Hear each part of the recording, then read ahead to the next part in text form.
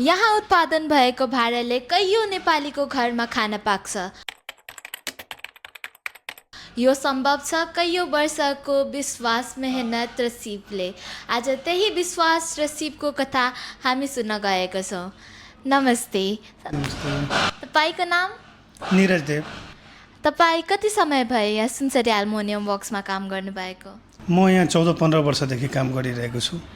14-15 वर्षदेखि त्यो भनेको त धेरै समय हो। हजुर चाहिँ पहिला के गर्नुहुन्थ्यो अनि अहिले के गर्दै हुनुहुन्छ भनिदिनु न।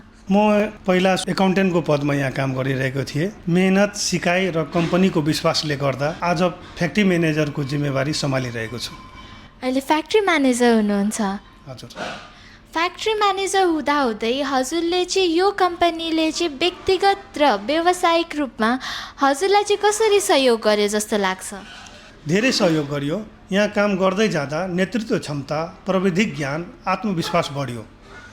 व्यक्तिगत रूपमा पनि जिम्मेवार र अनुशासित बन्न सिकेँ। एकदमै राम्रो। त्यसो भए सुनसरी एल्युमिनियम वर्क्समा के उत्पादन हुन्छ त्यो पनि स्पष्ट गराइदिनु न त।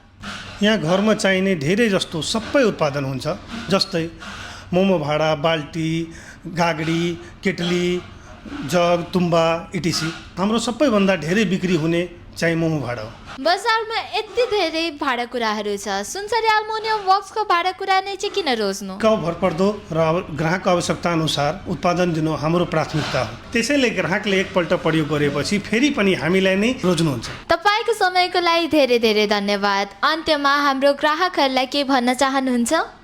यदि तपाईँ गुणस्तरीय, टिकाउ र विश्वासिलो एल्युमिनियम उत्पादन खोज्दै हुनुहुन्छ भने सुनसरी एल्युमिनियम वर्क्स तपाईँको भरपर्दो रोजाइ हुन्छ।